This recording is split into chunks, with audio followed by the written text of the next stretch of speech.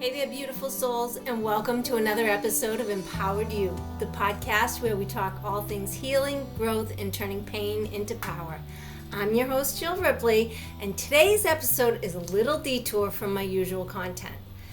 Normally, I've been walking you through the chapters of my book, Empowered by the Storm. But something happened on the 4th of July that moved me so deeply, I felt called to share it with you. This story is about intuition, divine timing, and how being open to guidance can lead us exactly where we need to be for someone else. It all started a few days before the holiday. I'd been looking for something meaningful to watch on TV, not drama, not noise, but something that spoke to my soul. Nothing was clicking. I even scrolled through YouTube and other platforms, but I came up short. Then, on a whim, I felt the urge to resubscribe to the Gaia channel. It had been a while, but something nudged me. And that's when I discovered Wolf's Message. The true story of Michael Wolf Passacarnis Jr., who was struck and killed by lightning, and seemed to know exactly when and where it would happen. The story was told by an evidentiary medium named Suzanne Giesemann, who was drawn into mediumship after her own stepdaughter died from a lightning strike while pregnant. The show goes into detail about how Wolf's parents, who are from Massachusetts, connected with Suzanne at one of her events, and how they realized it was imperative that they share Wolf's story. If you have an opportunity to watch the show, I highly recommend it. As soon as I heard Wolf's father speak, I recognized the thick Boston accent, and I wondered what part of Massachusetts they were from. As the show continued, I realized that not only were they from Massachusetts, but they were just a few towns away. And the lightning strike happened at the base of a tree on Burial Hill in Plymouth, Massachusetts, a place I know well. The story moved me deeply. I couldn't explain it, but I felt it in my bones. I was meant to connect with this in some way. So early on the 4th of July, I decided to take a walk on Grace Trail in Plymouth. It's a peaceful place that I love to go for quiet reflection. And before heading out, as always, I put a few healing crystals in my pocket. And on this day, I chose an extra piece of rose quartz to carry just in case someone needed it. What I hadn't considered, though, was that being the 4th of July in Plymouth, that they have an amazing parade that runs from Cordage Park in Plymouth all the way down to the waterfront. This is about a 2.5-mile stretch along the main street, and then it comes back around up the waterfront. And as soon as I turned onto the main road where the parade runs, I realized what was happening. And my initial reaction was that I should just turn around and go home. The parade hadn't started yet, and I figured that I could get out without getting stuck. But something in the back of my mind told me to stick to my original plan. My intention was to park at the end of Grace Trail, walk the trail down to the waterfront, and then get breakfast at the Water Street Cafe and walk back. I typically do this once a month with a good friend of mine, and the round trip is about 3 miles. So I figured by the time I got there, had breakfast, and walked back, I would probably not get stuck by the parade. So I went on my way. Along the trail, there's a place where you can detour and walk along the ocean. It's a bit rocky, but it's nice to be close to the water. So when I got to this point, I decided to go down there and find a rock to sit on and meditate. It was beautiful and serene, and I spent about 20 minutes there, and then again, I went along my way.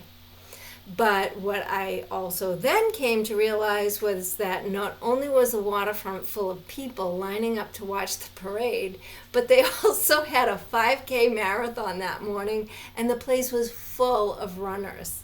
So many people. I wasn't sure I would find a seat in the restaurant, but my luck is plentiful, and lo and behold, they had a lone seat in the window bar. As I sat eating my breakfast, the parade had begun coming down the road, and it was clear to me that going back the way I had come would be challenging and quite noisy. So, being close to Burial Hill, where Wolf's story originated, I decided to go up there and reflect on his miraculous story. It was just a short weave through the crowd to get up to the cemetery, but the hill was steep and the day was hot. I was so glad I went, though, because when I got to the spot at the top of the hill where Wolf's tree was, there was a young girl sitting there all alone on a bench. Something told me I was supposed to talk to her. I told her why I was there and asked if it was okay to sit with her. She was very welcoming, and we had a long talk. She was going through some tough family stuff, feeling isolated, unsure about her path, and longing for connection. I let her know that it was okay to feel that way, that she was not alone, and it was clear that we connected on a totally different level. Not as strangers that had just met, but as two souls there for each other. And just as I was getting ready to go, she mentioned that she loves crystals. I got so excited. I said, "Oh, I have something for you." And I pulled the piece of rose quartz from my pocket and I gave it to her. The look of elation on her face is something I will never forget. She said, "Really?" I said, "Yes, it was meant for you." She asked if she could give me a hug, and of course I said yes. It was the most genuine, heartfelt, warm hug. In that moment, I just knew that I had been led to her that day. So when I left Burial Hill, I decided to take a route away from the noise and traffic, and I went up a side street, and I was praying that when I got to the bottom of the hill, I could find a place to buy a bottle of water, as I was very thirsty at this point. I knew I would have to cross the parade traffic at one small spot, but this would bring me right back to the trail, and it wouldn't be a big deal. What I found at the bottom of the hill, where I was going to cross, was a tent with one of the parade vendors giving away free waters. What a gift! It was meant for me in that moment. This episode isn't about a chance encounter or look what I did. It's a reminder for all of us that when we listen to our intuition, follow the whispers, and stay open to where we're being led, we can become a blessing in someone else's story. Sometimes the most profound purpose comes from not planning, but from showing up with love, presence, and a willingness to say yes. So trust your inner guidance. You never know who's waiting for your light. And I thank you so much for joining me today. If this story touched your heart or reminded you to trust those inner nudges a little more, I'd love to hear from you.